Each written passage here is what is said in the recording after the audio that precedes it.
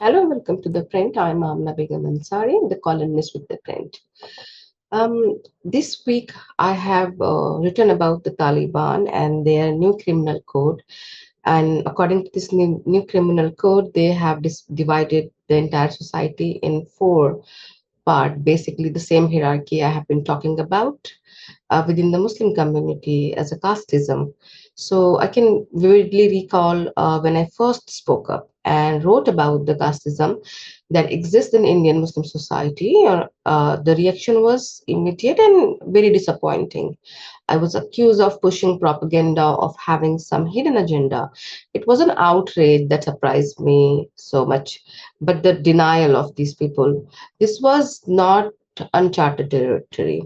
There is already a vast body of work on this subject, written and documented over decades, from Ambedkar to Yogendra Sikhen, scholars whose writing clearly sit within left liberal, progressive, and secular tradition.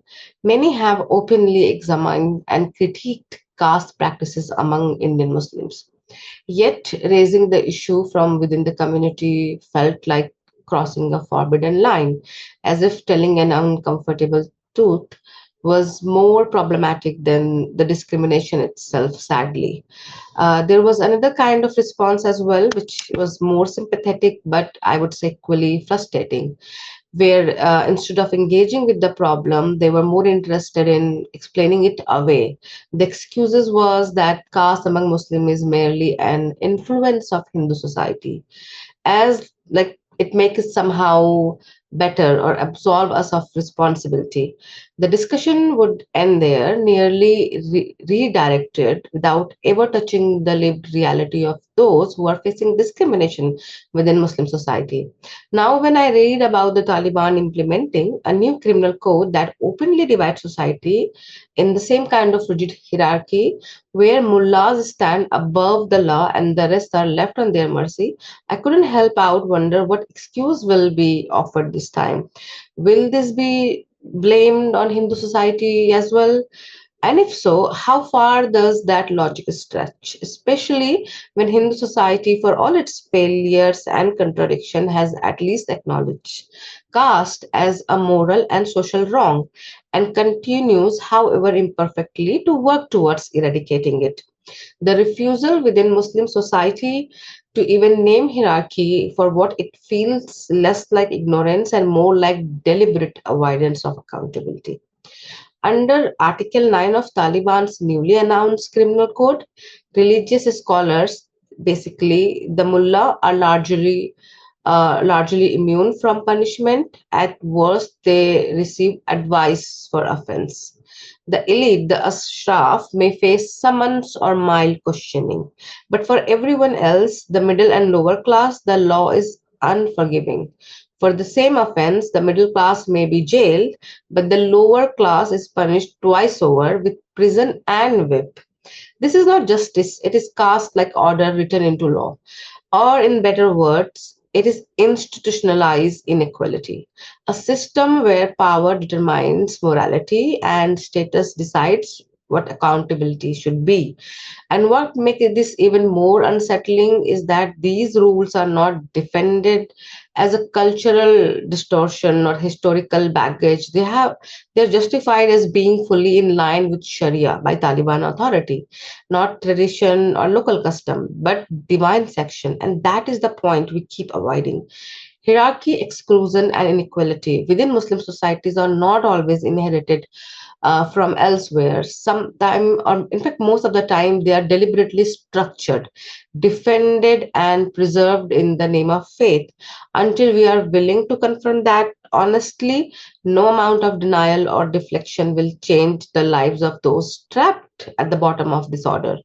As a Pasmanda Muslim, this deeply pains me and settles me because every time such a system are questioned, we are told it is culture or misuse or an external influence. But there Here, the Taliban openly claims these laws are aligned with Sharia.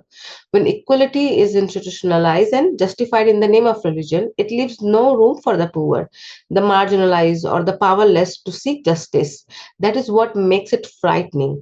To be fair, Islamic scholars across the world have condemned this kind of class based division of society.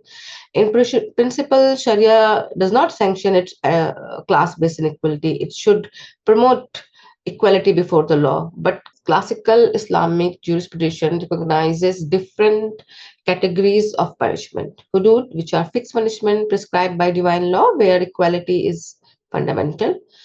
Chaos, which deals with crimes against individual or families and is based on proportional justice, and Tazir, where punishment are not specified in the Quran or Hadith and are left to the discretion of the ruler or judge.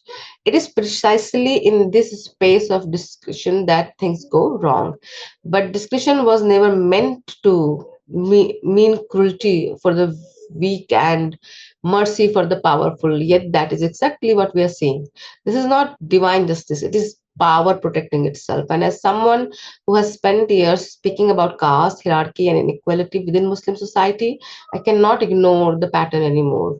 When the faith is weaponized to preserve privilege, it is always the most marginalized who pay the price. What is hurtful is that this hierarchy is not just something I read about in Taliban rules book or distant land. I have seen it in Indian Muslim practices on a daily basis. We keep repeating the Islam sees all believer as equal. Yet when it comes to marriage, the reality collapse. Take the concept of in marriage, which stressed social and religious compatibility between spouses.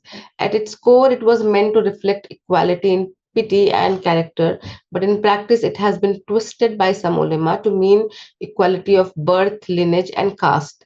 I still remember reading fatwas that say if a Sayyid woman marries a non Sayyid man, her parents have the right to dissolve the marriage. Let that sink in. A Pashmanda man is told that no matter his faith, education, or values, he is still lesser than Ashraf. Institutions like Darul Ulama Deoband have upheld such view, and they don't see the cruelty in it. When we speak of equality in sermons and quotes in Friday sermon, it sounds beautiful, but on the ground, discrimination is justified in the language of religion. And the most painful part is this: all of it's done while claiming divine approval. When injustice wear the clothes of faith, questioning is a label as rebellion, and silence is mistaken for consent. As a Pashmanda Muslim, I know this wound, not from the book, but from the lived reality.